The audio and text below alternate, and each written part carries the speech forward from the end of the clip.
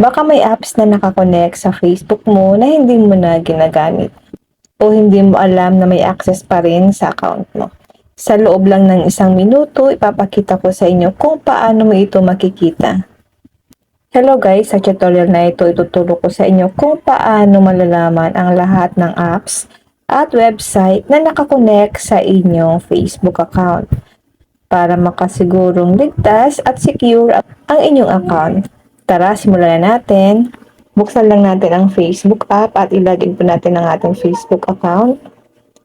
Tap menu. Tap settings and privacy. Tap settings.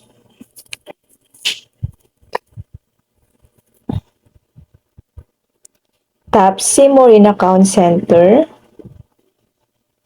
At dito guys, itap natin ang your information and permissions.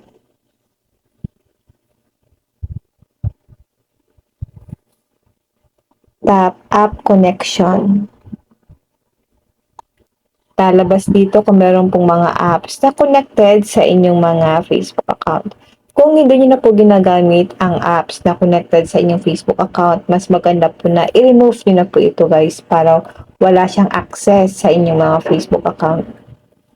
Makikita nyo po dito na nakalagay sa akin you don't have any app connection kasi guys, nire-remove ko na po kapag hindi ko na siya ginagamit.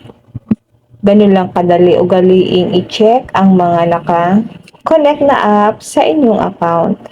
Kung nakatulong ang tutorial na ito, huwag kalimutang mag-like, mag-follow at i-share ang video.